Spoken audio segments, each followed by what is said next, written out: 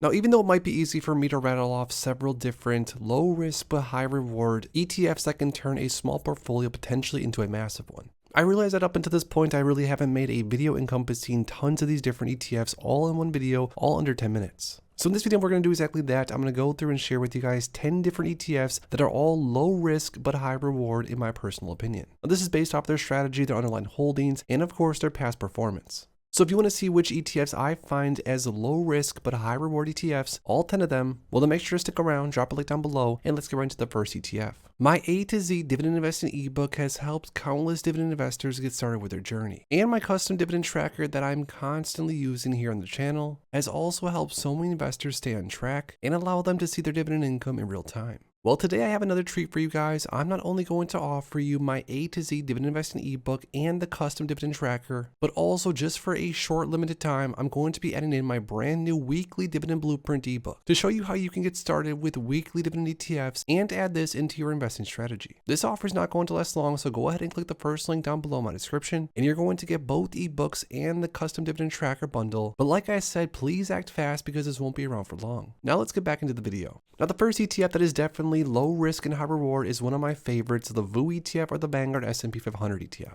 Now the good thing about holding on to VU is that if VU does bad, if the S&P 500, which is the index that VU invests into, if that does bad, then the rest of the market is probably also red with it. But for the most part, historically, the S&P has only traded up and to the right, with a few blips over time where there's been some buying opportunities. Now buying into VU, you're getting exposure to 500 different stocks, very well diversified, names like Apple, Nvidia, names like Microsoft, Amazon, some of the biggest, some of the most powerful companies in the entire world. Now, like I said, the performance of VU has spoken for itself over the past decade plus. I mean, this ETF specifically has been very, very hard to outperform. So therefore, if you're looking to build out a portfolio that's low risk but high reward, VU could potentially turn a small portfolio into a massive one in a relatively short time frame.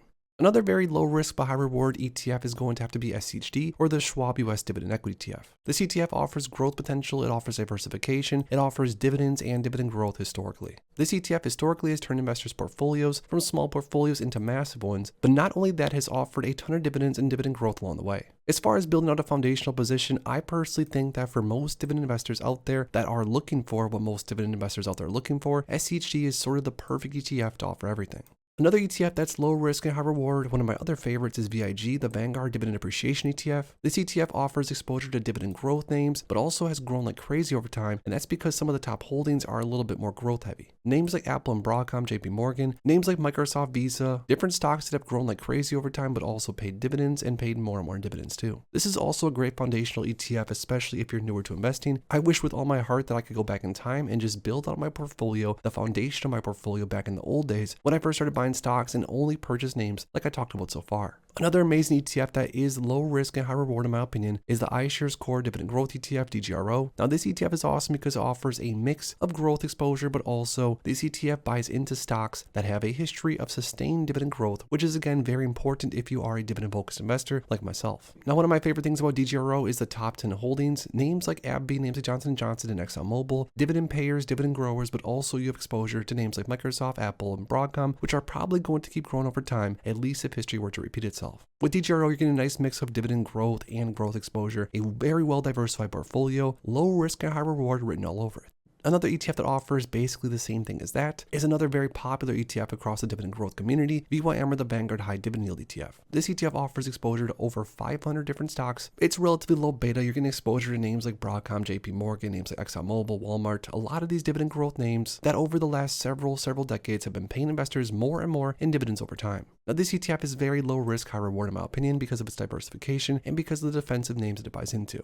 Another great low risk, high reward name, DGRW, the Wisdom Tree US Quality Dividend Growth Fund. This ETF specifically has outperformed a lot of the other dividend growth kings as far as ETFs goes across the entire landscape. Now that's because this ETF has some of the best holding breakdown that I've ever seen. The top names being Microsoft, ExxonMobil, Apple, Nvidia. I mean, once again, you're getting exposure to massive growth potential, but also exposure to tried and true dividend payer names. So you have a nice mix of boring and sort of flashy names in DGRW, which is why this ETF probably has done so well historically. All to say that this ETF doesn't necessarily get as much love for whatever reason across the dividend growth community, but this ETF is definitely worth looking into and is without a doubt a low risk and high reward.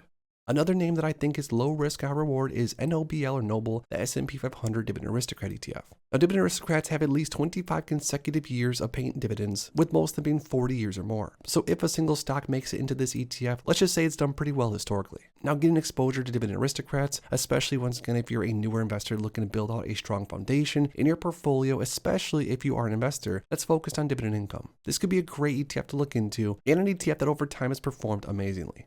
Now, 3 more ETFs to go through. One of my other favorites, very low risk, high reward in my opinion, is Devo, an ETF that buys into 25 or 30 individual stocks and then sells cover calls in individual names. This ETF is very low beta because of the cover call overlay, but offers around 5% distribution rate. One of my favorite low risk, high reward ETFs across the entire landscape. A few more low risk, high reward ETFs to go through. Number 9 is going to be JEPI, or the JPMorgan Equity Premium Income ETF. This ETF, in my opinion, is low risk, high reward because it's super diversified. It's low volatility because of the option overlay that it uses. It's super low volatility because of its diversification, and of course, because this ETF implements written out of the money S&P 500 index call options. Now, this not only generates a ton of income, which can offset some market volatility, but also this ETF historically has shown during multiple different market cycles that it's held up pretty nicely.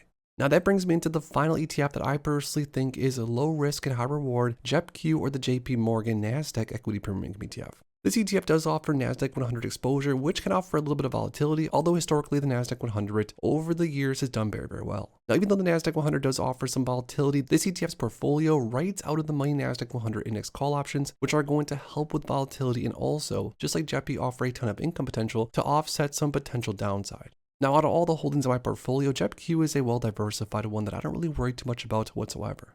So there we have it, guys. Those are 10 different ETFs that I personally think every single one of them are offering a low risk and high reward over the long term. Now, of course, some of those ETFs are going to offer some more growth potential, more income potential, but overall, I think all those names are going to offer a nice steady total return for investors, at least over a long enough time frame. Now, just because those are some good low risk, high reward names don't mean that you need to build your entire portfolio that way. But again, if I were to be able to go back in time, knowing what I know now after almost a decade of dividend investing, I wish with all my heart that I would have purchased some of those names and built out a stable foundation in my long-term portfolio instead of buying high yielding individual stocks, which have burned me time and time again. But that's why I like to make these videos, so hopefully a newer investor can come across these videos and see what I'm talking about and hopefully not make the same mistakes that I did early on. But when it comes to talking about low risk, high reward ETFs, I want to hear from you guys down below. What are some of your favorite, what you consider low risk, high reward ETFs across the entire markets? Let me know some of the ticker symbols in my comments down below. If you enjoyed this video, make sure to please drop a like on it and subscribe for more future content like this. Thanks as always for stopping by, and if you are interested in investing, make sure to check out these recent videos I posted right here.